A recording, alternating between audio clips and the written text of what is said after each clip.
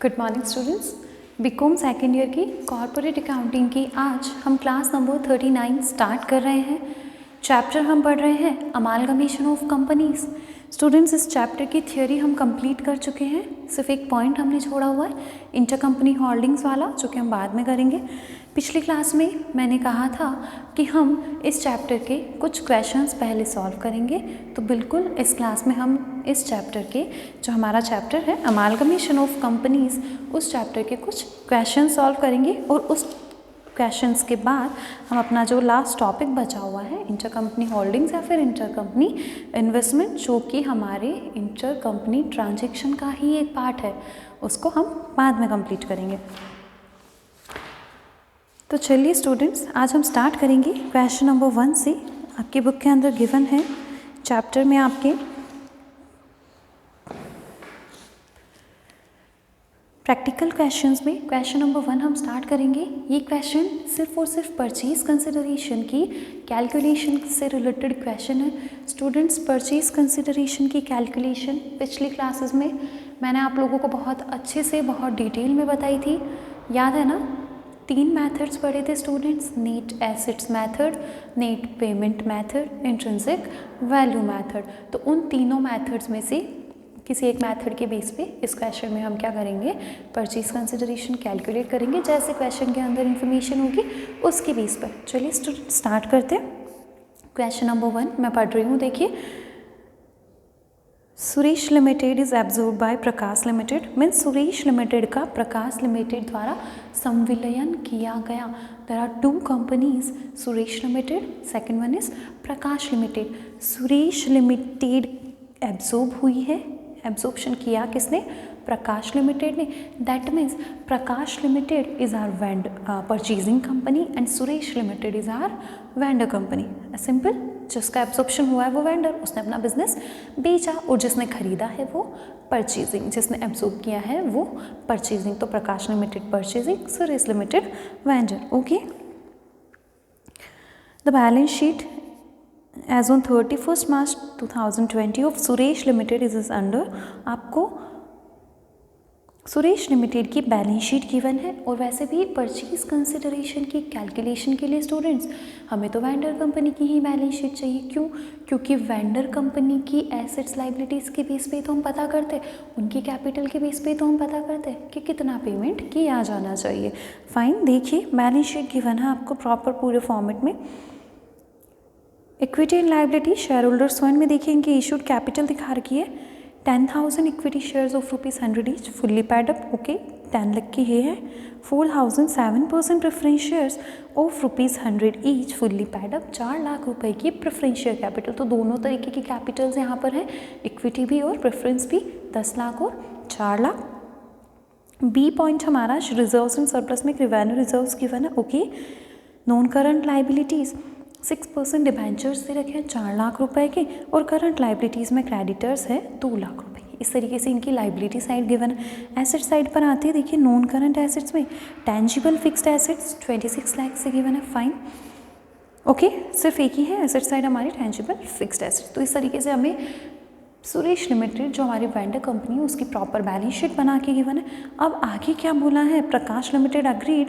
प्रकाश limited किन points पर agree हुई है उसका बिजनेस एब्जॉर्ब करने के लिए? देन फर्स्ट पॉइंट है कि सुरेश लिमिटेड के प्रत्येक 4 अधिमान अंशों के बदले प्रकाश लिमिटेड के 100 रुपये वाले 9% 3 अधिमान अंश निर्गमित किए जाएंगे। To issue 9% preference shares of ₹100 each in the ratio of 3 preference shares of Prakash Limited for every 4 preference shares in Suresh Limited। क्या बोल रही है कंपनी कि वेंडर कंपनी के 4 शेयर के बदले परचेजिंग कंपनी अपने 3 प्रेफरेंस शेयर देने वाली। प्रेफरेंस शेयर्स की बात हो रही है क्योंकि सुरेश लिमिटेड के कैपिटल में प्रेफरेंस शेयर्स भी है, देखिए थे ना 4,000 प्रेफरेंस शेयर्स। तो क्या बोला है प्रकाश लिमिटेड ने कि आपके 4 के बदले 3 प्रेफरेंस शेयर्स हम देंगे 100 रुपये वाले। फाइन। तो इस बेस पे हम निकाल लेंगे कि प्रेफरेंस शेयर होल्डर्स को कितना पेमेंट होगा। 4 के बदले 3 शेयर देंगे तो देख लेंगे 4000 के बदले कितने शेयर दिए जाएंगे। उसके अलावा 100 रुपये वाले शेयर हैं, कोई हमें इशू प्राइस अलग नहीं दी कि आपको 200 की रेट पर, 120 की रेट पर या 90 की रेट पर कोई रेट नहीं दी, तो हम 100 रुपये का शेयर 100 रुपये की रेट पर इशू मानेंगे। तो इस तरीके से हम पता कर लेंगे payment to preference share holders कितना है, सिंपल।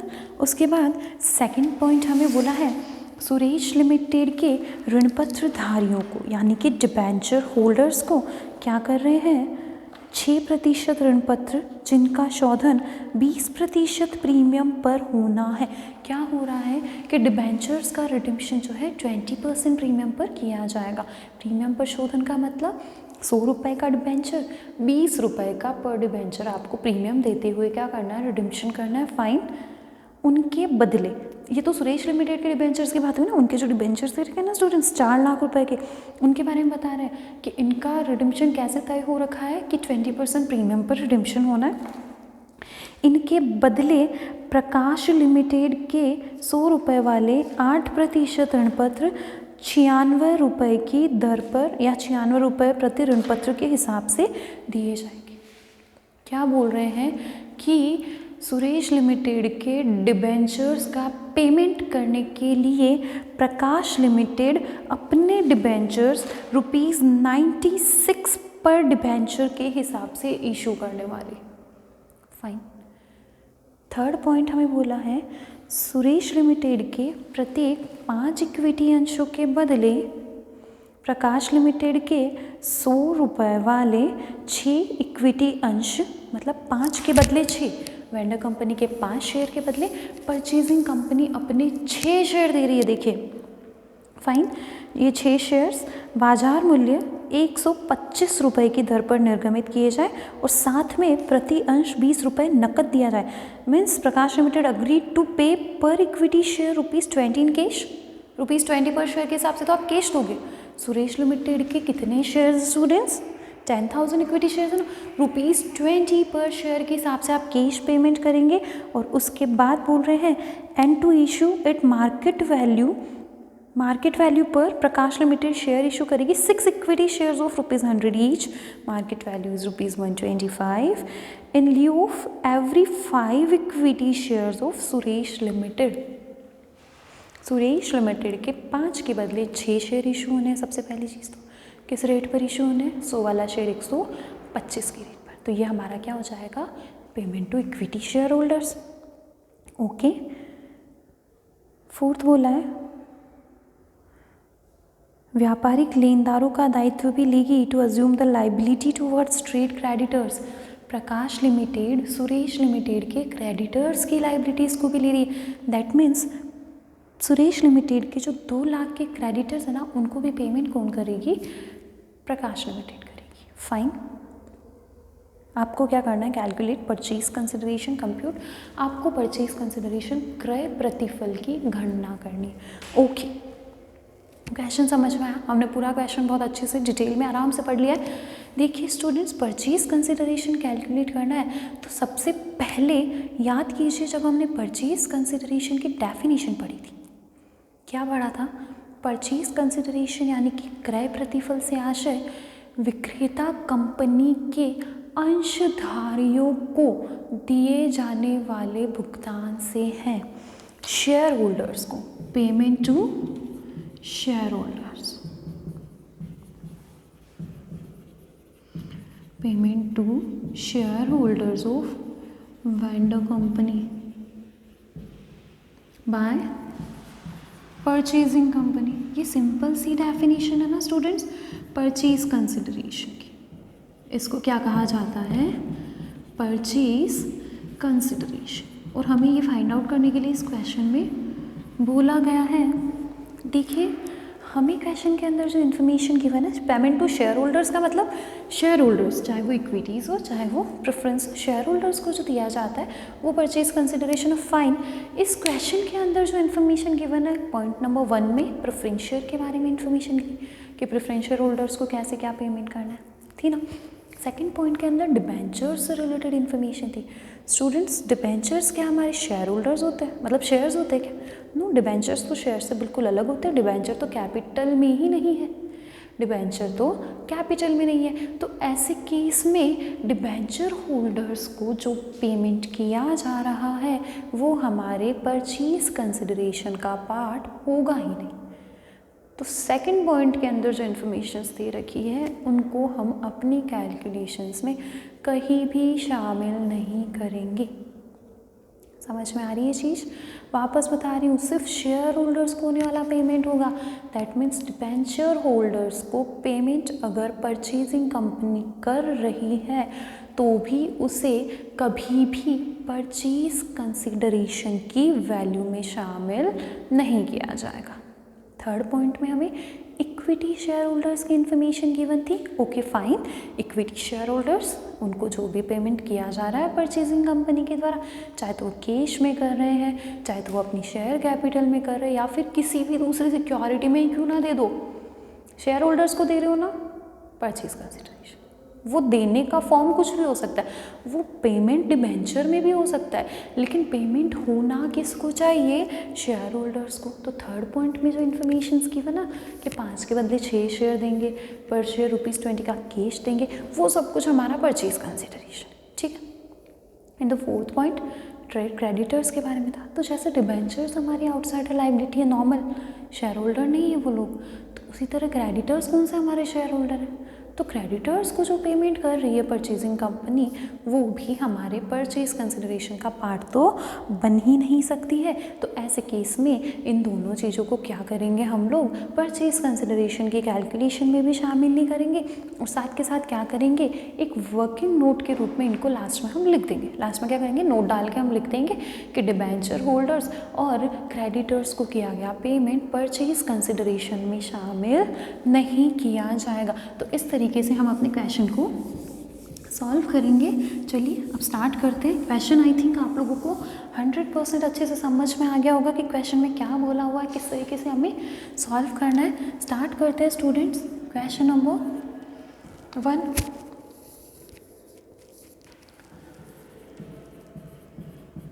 हमें क्या फाइंड आउट करना है? Purchase consideration. तो परचेज कंसिडरेशन का जो पेमेंट हो रहा है स्टूडेंट्स वो किस तरीके से कर रही है? परचेजिंग कंपनी क्या क्या देने वाली है? तो परचेजिंग कंपनी वेंडर कंपनी को सबसे पहला प्रेफरेंस शेयर्स देने वाली, सेकंड कुछ कैश पेमेंट करने वाली, और थर्ड कुछ इक्विटी शेयर्स में पेमेंट करने वाली। तो तीनों तरीके से क्या होगा? पेमेंट होगा। तो इन प्रेफरेंस शेयर्स और परचेजिंग कंपनी के जो प्रेफरेंस शेयर्स है 9% प्रेफरेंस शेयर्स, ओके।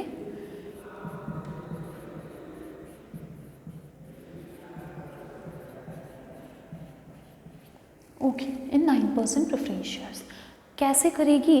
तो देखिए हमें साफ साफ बताया हुआ है कि वेंडर कंपनी यानी सुरेश लिमिटेड के 4 अंशों के बदले प्रकाश लिमिटेड अपने 3 अंश देगी। कितने देगी? 3 अंश देगी।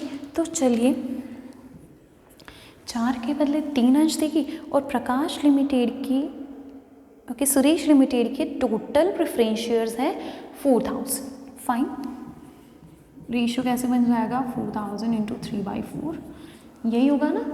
4 के बदले देगी 3 अंश, तो 4000 के बदले 3000, that means 3000 preference shares at ₹100 each.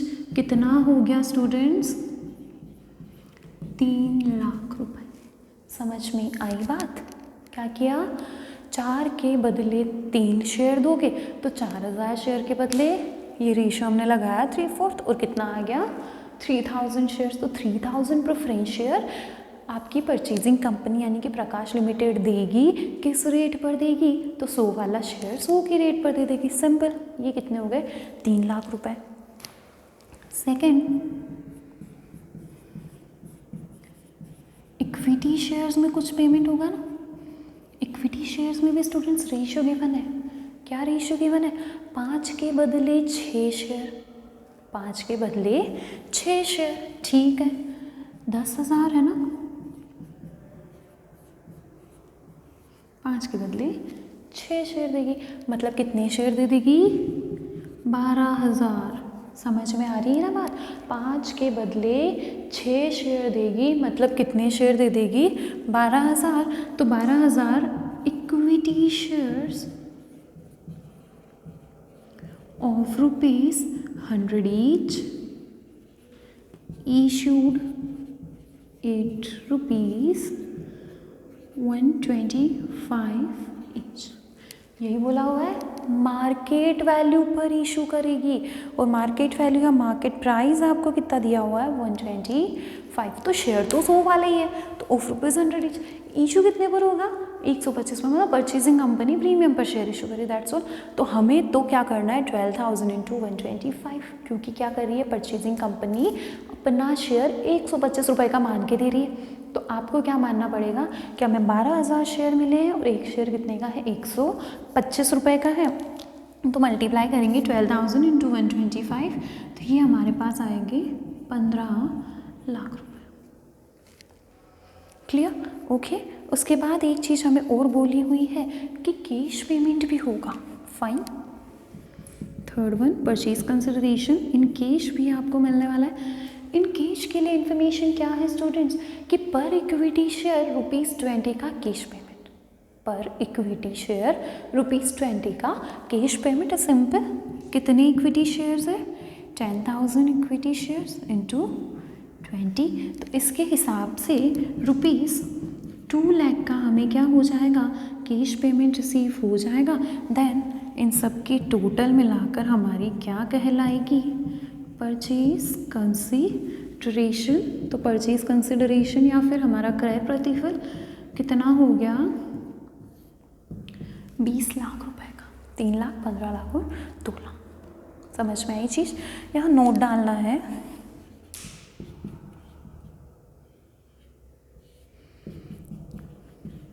ऋण पत्रधारियों को एवं लेनदारों को किया गया भुगतान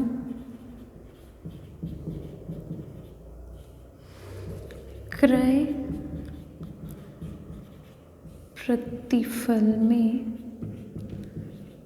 शामिल नहीं किया जाता है।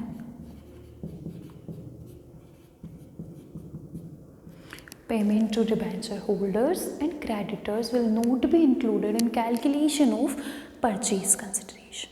As simple, ओके, समझ में आई चीज़ स्टूडेंट्स। तो ये हमारा क्वेश्चन सॉल्व, हमारा आंसर हमें पूछा था कि परचेज कंसिडरेशन बताइए, तो हमने बता दिया ₹20 लाख, और किस किस फॉर्म में दिया जाएगा, तो purchase consideration in preference shares 3 lakh, in equity shares 15 lakh and in cash 2 lakh. तो इस तरीके से हम क्या करेंगे, परचेज कंसिडरेशन का पेमेंट कर देंगे। बहुत धीरे धीरे, बहुत आराम से मैंने इस क्वेश्चन को समझाया।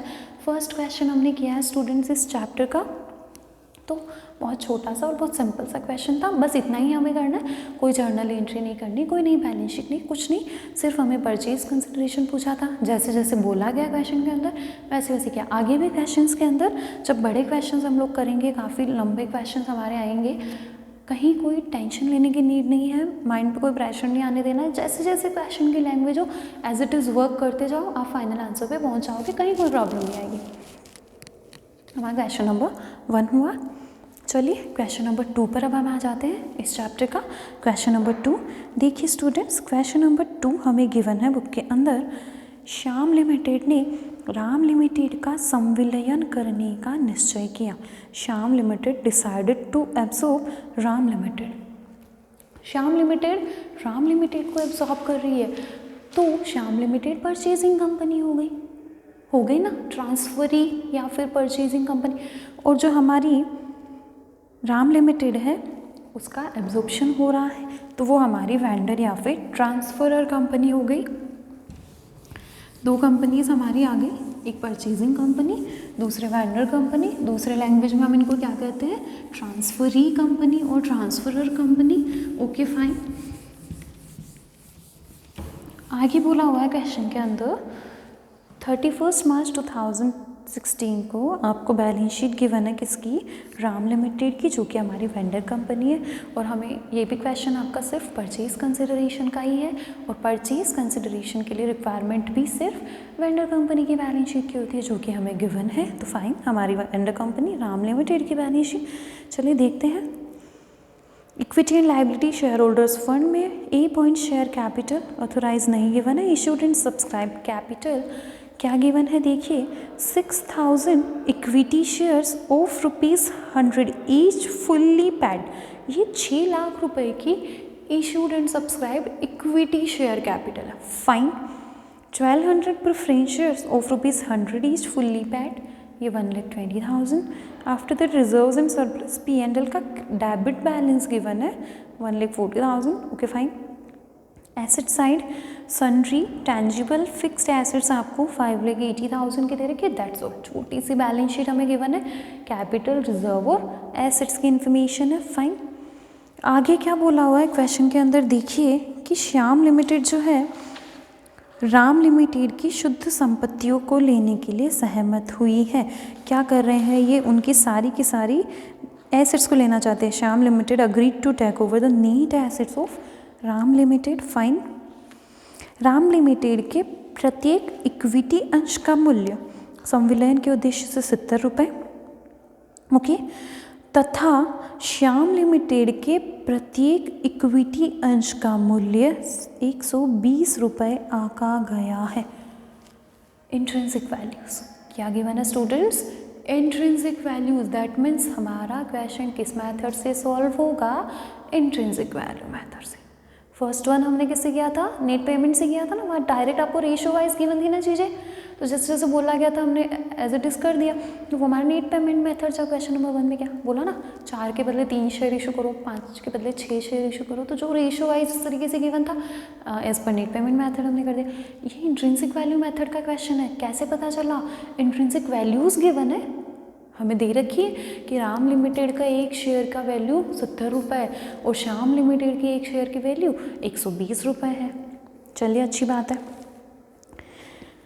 आगे बोल रहे हैं श्याम लिमिटेड, ये जो वैल्यू दे रखी है ना स्टूडेंट 70 और 120, वो इक्विटी शेयर्स की है। क्लियर लाइन दे रखी है ना कि राम लिमिटेड के प्रत्येक इक्विटी अंश का मूल्य और श्याम लिमिटेड के प्रत्येक इक्विटी अंश का मूल्य। तो आपको वैल्यूज़ जो दे रखी है वो इक्विटी शेयर्स की दे रखी है, इंट्रिंसिक वैल्यूज़।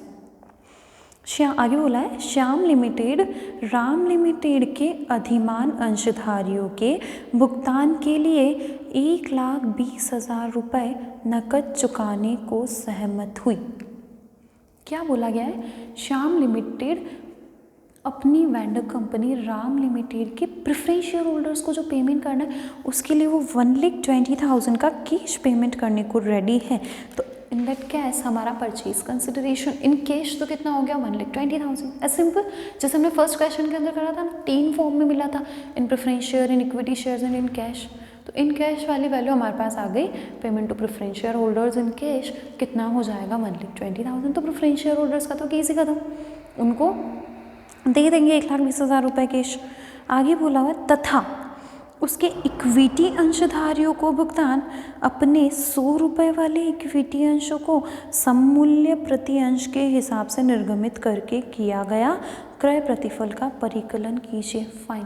देखिए स्टूडेंट्स, पहले जो क्वेश्चन हमने करा था उसके अंदर क्या बोले थे कि इक्विटी शेयर जो है वो 100 रुपये वाला है, मार्केट वैल्यूज ₹125 और उस रेट पे आप इशू करें।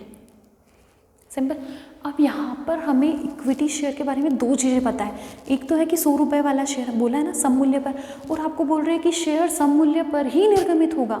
100 वाला शेयर 100 के रेट पर ही इशू होगा। तो आपको शेयर को 120 के रेट पे इशू नहीं करना। क्यों 120 कहाँ से लाई, श्याम लिमिटेड की इंट्रिंसिक वैल्यू गिवन है ना 120।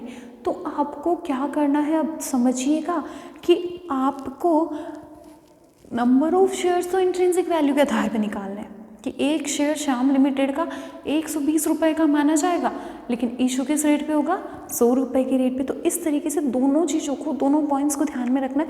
आई नो आपके दिमाग में थोड़ा सा कन्फ्यूजन चल रहा होगा, जब हम इस क्वेश्चन को अभी यहाँ सॉल्व करेंगे ना, आप 100% क्लियर हो जाओगे। ध्यान देना, दो चीज़ें होती है, इंट्रिंसिक वैल्यू और इशू प्राइस अलग अलग चीज़ें होती है। फेस वैल्यू अलग चीज़ होती है। इंट्रिंसिक वैल्यू आपकी बैलेंस शीट के हिसाब से बनाई जाती है, निकाली जाती है, हमने पढ़ा है ना वैल्यूएशन ऑफ शेयर्स में, तो वो तो इंट्रिंसिक वैल्यू होती है। फेस वैल्यू आपकी शेयर का नॉमिनल वैल्यू होता है, अंकित मूल्य होता है, वो अलग चीज़ है। और उसके अलावा इशू प्राइस कि आप किस रेट पर इशू कर रहे हो, तो इशू प्राइस कुछ भी हो सकती है। यहाँ पर फेस वैल्यू ही इशू प्राइस है, यानी कि 100 रुपये का शेयर 100 रुपये के रेट पर ही इशू होने वाला है, ऐसा हमें क्वेश्चन के अंदर बताया गया है। फाइन, अब देखिए, चलिए आगे हम करते हैं क्वेश्चन को अब सॉल्व। तो अब सबसे पहली चीज़ हमें ये देखना है कि अगर इंट्रिंसिक वैल्यू मेथड से क्वेश्चन दिया गया है तो हम किस तरीके से इसे सॉल्व करेंगे। स्टार्ट करते हैं, चलिए स्टूडेंट्स। क्वेश्चन नंबर 2 गिवन क्या है, इंट्रिंसिक वैल्यू पर इक्विटी शेयर राम लिमिटेड के लिए दे रखा है ₹70 पर शेयर, और यही चीज़ श्याम लिमिटेड के लिए दे रखी है स्टूडेंट्स ₹120 पर शेयर। गिवन है ना, गिवन है ना, क्या गिवन है हमें, राम लिमिटेड की 70, श्याम लिमिटेड की 120। ओके, उसके बाद अब देखिए हमें क्या करना है, राम लिमिटेड को पेमेंट करना है, और पेमेंट कौन करने वाली है, श्याम लिमिटेड। तो हमें देखना है कि राम लिमिटेड का एक शेयर 70 रुपये का है, कितने का है, 70 रुपये का है, उसके हिसाब से श्याम लिमिटेड को भुगतान करना है। देन अब हम लिखते हैं total number of shares, total number of shares in Ram limited कितने हैं, दे रखे हैं स्टूडेंट्स 6000 शेयर्स। बैलेंस शीट के अंदर देखिए ना, 6000 equity shares of ₹100 each given है ना। फाइन, तो कितने शेयर्स है राम लिमिटेड के स्टूडेंट्स, 6000 शेयर है, और एक शेयर कितने का है, 70 रुपये का। देखिए इंट्रिंसिक वैल्यू मेथड से आपने कर रखी है वैल्यूएशन। इंट्रिंसिक वैल्यू का मतलब क्या होता है, net assets upon number of equity shares. तो क्या यहाँ से हम राम लिमिटेड की नेट एसेट्स निकाल सकते हैं, net assets of Ram limited कैसे हो जाएगी, एक शेयर आपका 70 रुपये का, तो 6000 शेयर्स के लिए आपकी वैल्यू कितनी हो जाएगी, 4,20,000, 4,20,000। समझ में आई स्टूडेंट्स, ये है value of 6000 equity shares of Ram limited, और यही इनकी क्या है, नेट एसेट्स है। क्लियर। नेट एसेट्स मेथड में तो हम क्या कर लेते हैं, नॉर्मली जो हमारे नेट एसेट्स आई वो परचेज कंसिडरेशन, बट यहाँ पे है इंट्रिंसिक वैल्यू मेथड। जब पढ़ा था तब भी बताया था कि दोनों कंपनी के इंट्रिंसिक वैल्यूज़ को ध्यान में रखते हुए कैलकुलेशन होगी। अभी हमने राम लिमिटेड के इंट्रिंसिक वैल्यू के हिसाब से तो उनकी एसेट्स निकाल ली कि राम लिमिटेड कहती है कि भैया हमें 4,20,000 रुपये के हिसाब से पेमेंट होना चाहिए। श्याम लिमिटेड का ओके, हम आपको 4,20,000 का पेमेंट करेंगे, लेकिन अपने शेयर की वैल्यू के आधार पर।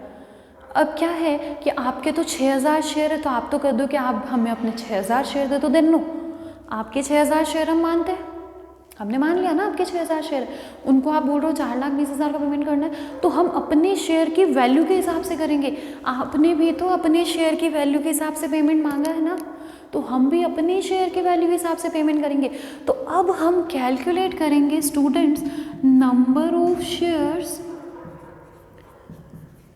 To be issued by Shyam limited.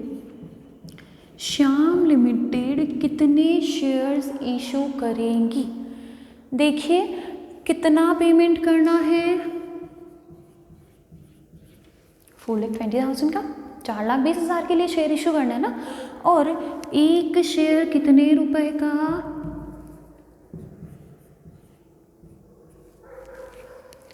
आ रही है चीज समझ में। क्या किया, राम लिमिटेड को 4,20,000 का पेमेंट करना, दैट इज कंसिडरेशन। तो इस 4,20,000 के कंसिडरेशन के लिए आप अपना एक शेयर 120 रुपये का मानते हुए इशू करोगे।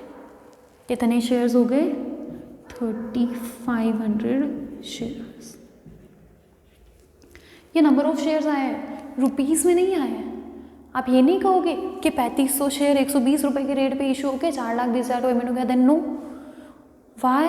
क्योंकि क्वेश्चन के अंदर क्लियर लैंग्वेज के अंदर गिवन है कि आपको ये शेयर्स ₹100 की रेट पर इशू करना है, फेस वैल्यू पर, एट पार, सम मूल्य पर निर्गमित करने हैं। तो ऐसे केस में अब हम करेंगे कैलकुलेशन किसकी? परचेज कंसिडरेशन की।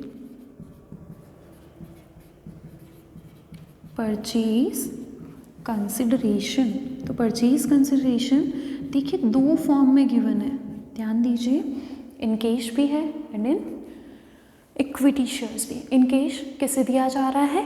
To preference share holders. Then fine, first हम लिख देते हैं पेमेंट इन कैश। कितना बोला? ₹1,20,000।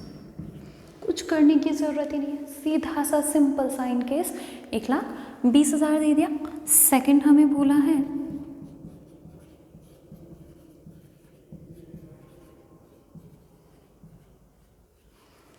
In equity shares. तो देखिए स्टूडेंट्स, इंट्रिंसिक वैल्यू के बेसिस पे हमने इक्विटी शेयर्स निकाल लिए। तो यहाँ हम लिखेंगे 3,500 equity shares of ₹100 each issued 8 पार। बोला हुआ भी तो यही है ना, सम मूल्य पर निर्गमित कर दो, और सम मूल्य मतलब 100 रुपये। कितना हो गया? 3 लाख। तो हमारा परचेज कंसिडरेशन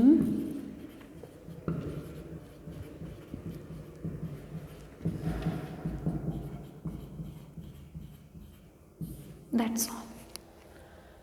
अगर ये लाइन हमें नहीं बोली होती ना कि सम मूल्य पर निर्गमित करना है, तो बिल्कुल सही है, हम क्या करते? 3500 शेयर को 120 रुपये की रेट पर इशू करते, उधर 4,20 आता और टोटल 5,40,000 का कंसिडरेशन होता। लेकिन क्वेश्चन के अंदर गिवन था नंबर ऑफ शेयर्स, तो इंट्रिंसिक वैल्यू मेथड से निकालो और उसके बाद इशू आप फेस वैल्यू पर करो। तो हमने उसी के अकॉर्डिंगली काम किया और हमारे पास टोटल परचेज कंसिडरेशन आ गया। Purchase consideration to be paid by Shyam limited to Ram limited कितना हो गया? ₹4,70,000, जो कि in cash 1,20,000, in equity shares 3,50,000 का होगा।